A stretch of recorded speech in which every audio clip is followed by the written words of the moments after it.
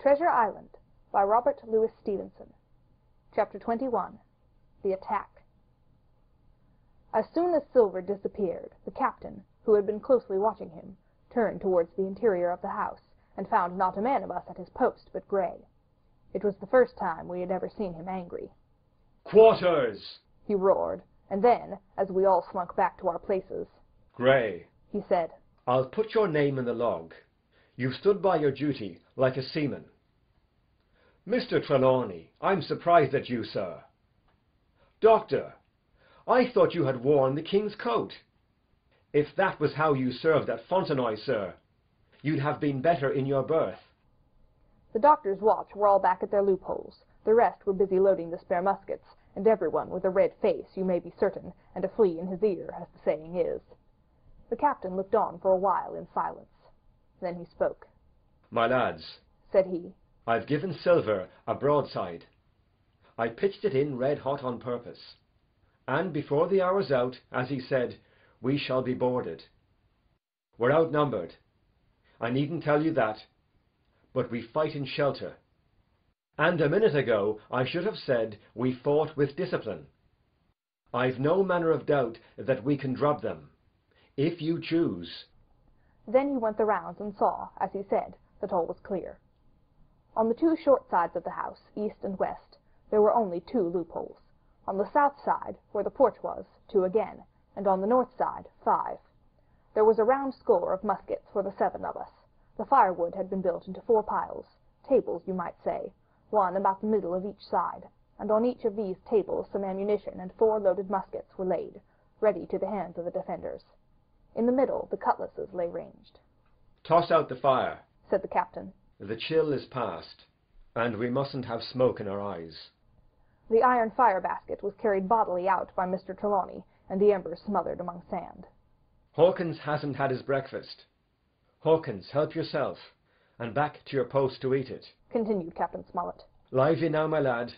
You'll want it before you've done. Hunter, serve out a round of brandy to all hands." And while this was going on, the captain completed, in his own mind, the plan of the defense. "Doctor, you will take the door," he resumed. "See? And don't expose yourself.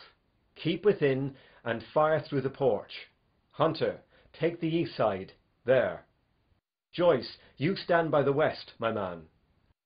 Mr. Trelawney, you are the best shot. You and Gray will take this long north side, with the 5 loopholes. It's there the danger is. If they can get up to it and fire in upon us through our own ports, things will begin to look dirty. Hawkins, neither you nor I are much account at the shooting. We'll stand by to load and bear a hand." As the captain had said, the chill was past. As soon as the sun had climbed above our girdle of trees, it fell with all its force upon the clearing, and drank up the vapors at a draught. Soon the sand was baking, and the resin melting in the logs of the blockhouse. Jackets and coats were flung aside, shirts thrown open at the neck and rolled up to the shoulders, and we stood there, each at his post, in a fever of heat and anxiety. An hour passed away. "Hang them," said the captain. "This is as dull as the doldrums. Gray, whistle for a wind." And just at that moment came the first news of the attack. "If you please, sir," said Joyce. "if I see anyone, am I to fire?" "I told you so," cried the captain. "Thank you, sir," returned Joyce with the same quiet civility. Nothing followed for a time, but the remark had set us all on the alert, straining ears and eyes, the musketeers with their pieces balanced in their hands, the captain out in the middle of the blockhouse, with his mouth very tight, and a frown on his face. So some seconds passed, till suddenly Joyce whipped up his musket and fired. The report had scarcely died away ere it was repeated, and repeated from without in a scattering volley, shot behind shot, like a string of geese, from every side of the enclosure. Several bullets struck the log-house, but not one entered, and as the smoke cleared away and vanished, the stockade and the wood around it looked as quiet and empty as before. Not a bough waved, not a gleam of a musket barrel betrayed the presence of our foes. "Did you hit your man?" asked the captain. "No, sir," replied Joyce. "I believe not, sir." "Next best thing to tell the truth," muttered Captain Smollett. "Load his gun, Hawkins. How many should say there were on your side, Doctor?" "I know precisely," said Dr. Livesey. 3 shots were fired on this side. I saw the 3 flashes, 2 close together, 1 farther to the west. 3, repeated the captain. And how many on yours, Mr. Trelawney? But this was not so easily answered. There had come many from the north, 7 by the squire's computation, 8 or 9 according to Gray. From the east and west only a single shot had been fired. It was plain, therefore, that the attack would be developed from the north, and that on the other 3 sides we were only to be annoyed by a show of hostilities. But Captain Smollett made no change in his arrangements. If the mutineers succeeded in crossing the stockade, he argued, they would take possession of any unprotected loophole and shoot us down like rats in our own stronghold. Nor had we much time left to us for thought. Suddenly, with a loud huzzah, a little cloud of pirates leapt from the woods on the north side and ran straight for the stockade. At the same moment, the fire was once more opened from the woods, and a rifle ball sang through the doorway and knocked the doctor's musket into bits. The boarders swarmed over the fence like monkeys. Squire and Gray fired again and yet again. 3 men fell, 1 forwards into the enclosure, 2 back on the outside. But of these 1 was evidently more frightened than hurt, for he was on his feet again in a crack, and instantly disappeared among the trees. 2 had bit the dust, 1 had fled, 4 had made good their footing inside our defences, while from the shelter of the woods 7 or 8 men, each evidently supplied with several muskets, kept up a hot though useless fire on the log-house.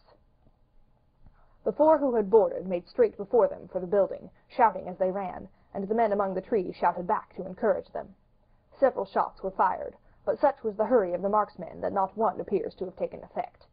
In a moment the 4 pirates had swarmed up the mound and were upon us. The head of Job Anderson, the boatswain, appeared at the middle loophole. "At 'em! All hands! All hands!" he roared in a voice of thunder.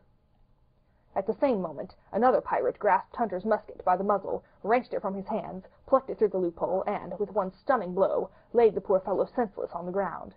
Meanwhile, a third, running unharmed all around the house, appeared suddenly in the doorway, and fell with his cutlass on the doctor.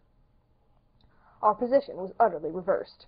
A moment since we were firing, under cover, at an exposed enemy. Now it was we who lay uncovered, and could not return a blow. The log-house was full of smoke, to which we owed our comparative safety. Cries and confusion, the flashes and reports of pistol shots, and one loud groan rang in my ears. Out, lads, out, and fight them in the open. Cutlasses, cried the captain.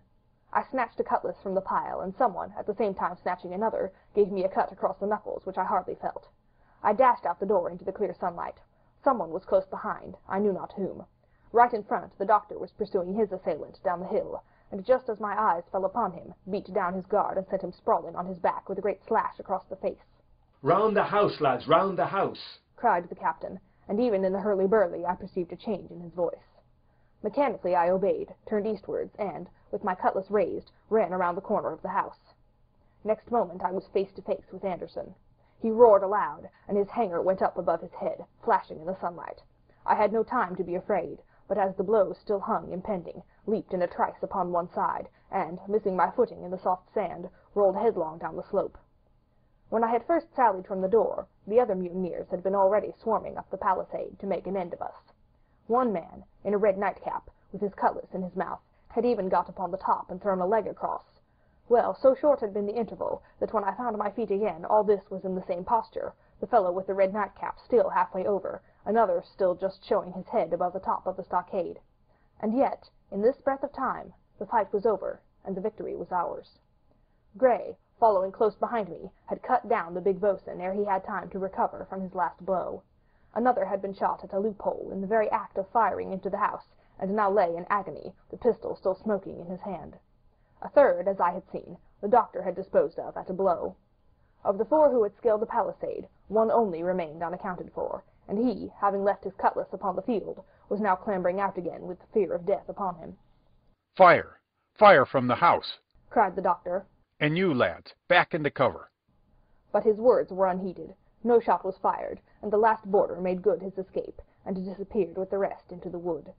In 3 seconds, nothing remained of the attacking party but the 5 who had fallen, 4 on the inside, and 1 on the outside of the palisade.